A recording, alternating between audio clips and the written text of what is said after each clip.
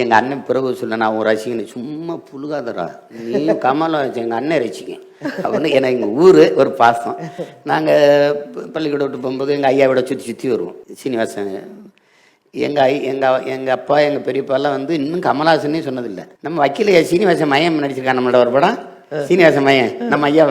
ஏன்னா எங்கள் ஊரில் எந்த வழக்காக இருந்தாலும் எங்கள் ஐயா தான் வக்கீல் இது வளர்க்குறீங்கிறவர்.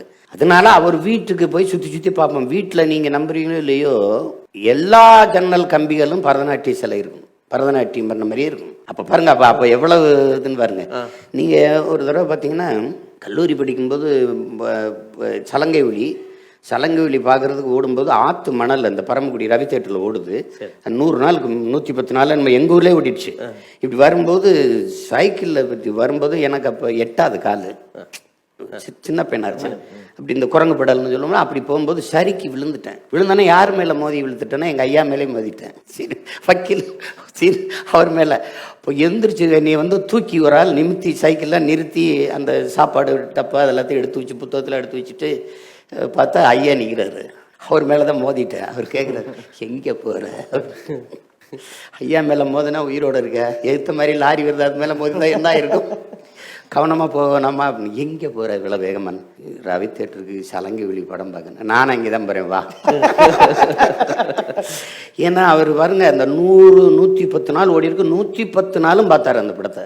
அதனால அவருக்கு அந்த திரையரங்கில் வச்சு எங்கள் ஐயாவுக்கு ஒரு பரிசு கொடுத்தாங்க, பாராட்டு. எனக்கு நல்ல நினைவு இருக்கு. 110 நாள். ஏன்னா அவ்வளவு அந்த பரதநாட்டியத்து மேல அவருக்கு அவ்வளவு பெரிய ஈடுபாடு. இல்லைன்னா இவரை கத்துக்க வச்சிருக்க மாட்டாரு. உங்களுக்கு புரியுதுன்னு நினைக்கிறேன்.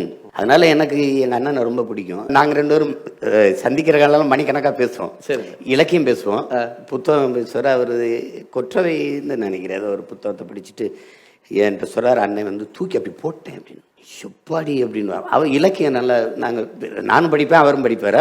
அதை இதெல்லாம் பேசுவோம். என்கிட்ட ஒரு சொல்கிறாரு எங்கள் அண்ணன் இது சொல்கிறாரு, கேமரா அவன் கண்டுபிடிச்சது, ஃபில்மு அவன் கண்டுபிடிச்சது, எல்லாத்தையும் பயன்படுத்துகிறோம். அப்புறம் அவன் கதையை நம்ம அதை தழுவி எடுத்துக்கிறதுல என்ன பிரச்சனை, எது கூச்சப்படுறீங்க? எல்லாமே அவன் வழக்கு எல்லாமே அவன் கண்டுபிடிச்சது தானே. அப்புறம் அதையெல்லாம் பயன்படுத்திட்டு இதை பயன்படுத்தல என்ன உங்களுக்கு பிரச்சனை? அப்படி அந்த அதனால ஒரு நல்ல கதை வந்து தழுவி எடுங்க. அது மாதிரி எங்க அண்ணன் பிறகு சொல்ல நான் ஒரு ரசிகனை சும்மா புழுகாதரா நீ கமலம் வச்சு எங்க அண்ணன் ரசிக்கேன் அப்படின்னு. ஏன்னா எங்க ஊரு ஒரு பாசம்.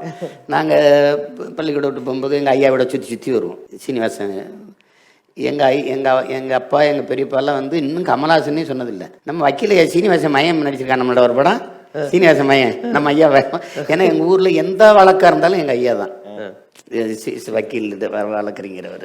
அதனால அவர் வீட்டுக்கு போய் சுற்றி பார்ப்போம். வீட்டில் நீங்க நம்புறீங்களோ இல்லையோ எல்லா ஜன்னல் கம்பிகளும் பரதநாட்டிய சிலை இருக்கும். பரதநாட்டியம் பண்ண மாதிரியே இருக்கும். அப்ப பாருங்க, அப்ப எவ்வளவு இதுன்னு பாருங்க.